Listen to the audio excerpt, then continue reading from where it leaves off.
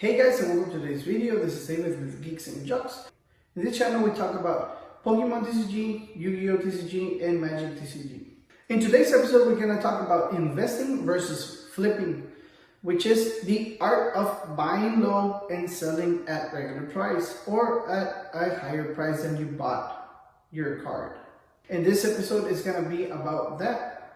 So if you like our content, please comment, share, subscribe if you haven't done so, or just like this video if you like or if you find this content to be of interest.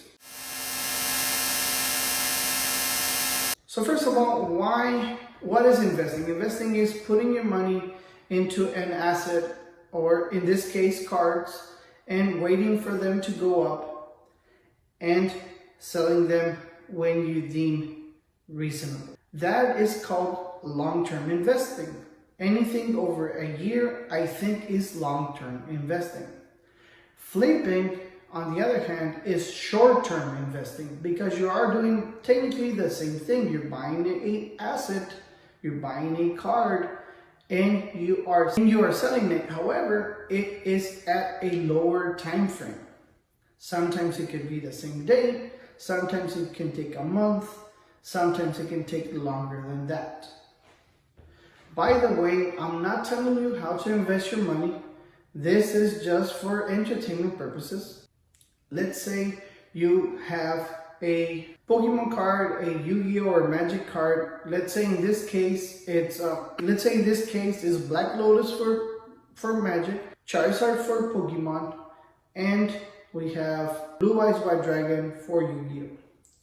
In those cases, these cards have been around for more than 20 years, and these cards are going for a Black Lotus Alpha PSA 10, sold for more than $500,000. A Charizard PSA 10, sold for more than $300,000. And a Blue Eyes White Dragon PSA 10, sold for more than $40,000. Like I said, these cards have been around for more than 20 years. So these cards, if you bought them 20 years ago, hold on to them for 20 years. They are PSA 10. Then you can sell them for these prices. Or you can flip cards. If you have an initial investment of, let's say $1,000, and you buy cards at 70% from low, after commissions on eBay, TCG Player, or wherever you want to sell your cards, they mostly have commissions. If you sell these cards, you're probably going to make anything between 15 and 20% of your investment, return on investment. Therefore, you will have $1,200 by the time you sold all these cards. You buy cards again. Now you have a little bit more, let's say $1,500, and that creates a snowball effect. By the time you reach $6,000 in sales every month, then that percentage becomes anywhere between $1,000 and $1,200. Meaning that if you steadily made $1,000 reinvesting your money, just keeping the profit and reinvesting your money every time for 20 years, you'll be north of $240,000, which is the same amount of money that a Charizard PSA 10 will probably sell, right? Or the profit you would have made. You obviously have to have passion for the hobby, because if you don't like what you're doing, then just don't do it. You're not going to be invested in it, you're not going to do your research, and you're probably going to lose your money. Because you're going to buy cards that are overpriced, and then you have no use for them. Let's say they get banned or whatever happens, they drop in price, and now you just lost money. These assets or cards have steadily grown in price, but lately they have accelerated in price as more mainstream media and more mainstream people think that these are vehicles for investment because they have seen, how much they are selling for. But let's recap. Like I said, some cards have gone up in price, but that is not true for every card. Let's say Pokemon, for example. I just bought a Jungle First Edition Scyther, holographic, and I bought it for $25. These cards are almost aged the same as a Charizard. Obviously, it's not PSA 10, because a PSA 10 will go anywhere between $200 and like $300, or even a little bit more, but definitely not in the hundreds of thousands of dollars. Therefore, a lot of the money is being allocated to only one card, this card being Charizard. Same with Magic. Magic has cards that are the same age or in the same time frame, in the same set. That is Black Lotus. Let's say that Power 9. However, those cards do not carry the same value that Black Lotus does. They do not have the same breaker-breaking sales. Even at Gem 10, PSA Gem 10, and they are also from the Alpha set. And they do not sell as high as the Black Lotus.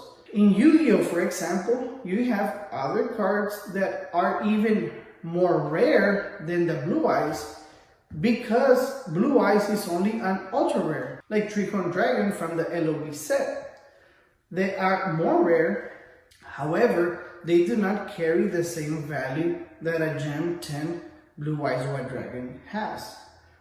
What I'm trying to say, if you get the picture, is that most of this money is being allocated to only these 3 specific cards.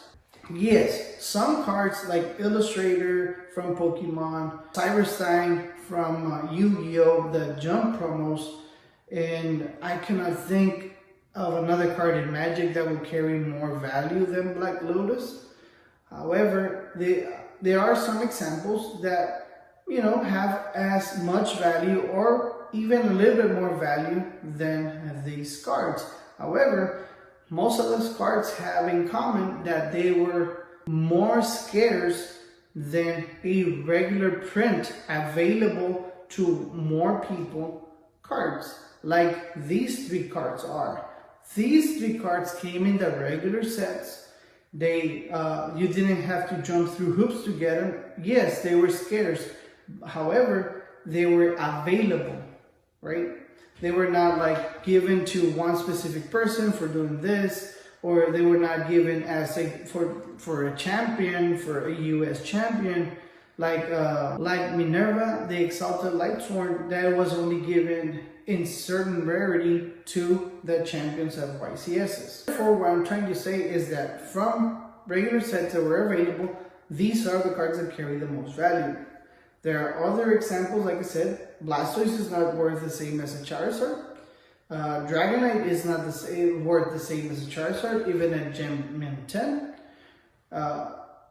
And if you don't choose these unicorns, then you're not going to make your max profit. But in flipping cards or buying and selling, you will always come up ahead if you know how to buy. And like I said, you buy at a lower price, but you have to buy wholesale, meaning that you have to spend a little bit more than $500, I would think is wholesalable. And then once you reach a certain amount of inventory, let's say $10,000, you're going to be making, if you sell your whole inventory in a month, that's what is called if you cycle through your whole inventory, meaning that you sold the entirety of your inventory in a month, you can then go ahead and, like I said, keep on buying, and you'll make a couple $1,000s. And in the span of 20 years, which is the same amount of time that you have to wait for this cards to get there, you would have made the same amount of money. However, this is obviously comparing a lot of work versus very little work. Investing requires very little work because you buy the card 20 years ago. Let's say you bought the card 20 years ago, you waited for 20 years, you didn't do anything, then you find a buyer and you sold it.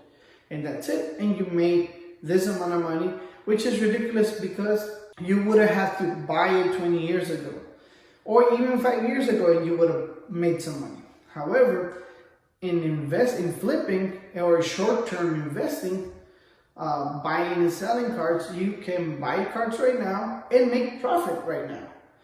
And like I said, it's gonna require more work, more time. But if you put more effort and more work to what you do, you're gonna make a lot more money. Because even I don't sell cards below $25 for each card. I just don't do it. Sometimes I do list cards for $10, $15. Mostly when they drop in value, they were sitting at 25, now they're sitting at 15. Just want to liquidate and go into other cards, I will do that. However, if I would sell cards at $5, $10, I would probably be making a lot more money, but I'll also be spending a lot more time. You have to answer to customer questions. You have to track the orders. You have to buy and package these orders. You have to ship them out. The cheaper the price, the more orders you're gonna get. Also, your inventory is gonna be bigger because it's not the same buying $1,000 in $25 cards than buying $1,000 in $1 cards, and you're gonna have 1,000 cards and you have to list them, and a lot of work goes into this. However, if you go to penny cards and you pay bulk, you pay 8 cents for a card that's worth $1 or 99 cents. Obviously, your margins are way bigger, and this is how you make a lot more money. But your operation has to be bigger as well. Don't think you're gonna be able to do it by yourself. It's gonna be tiring, and it is a hassle.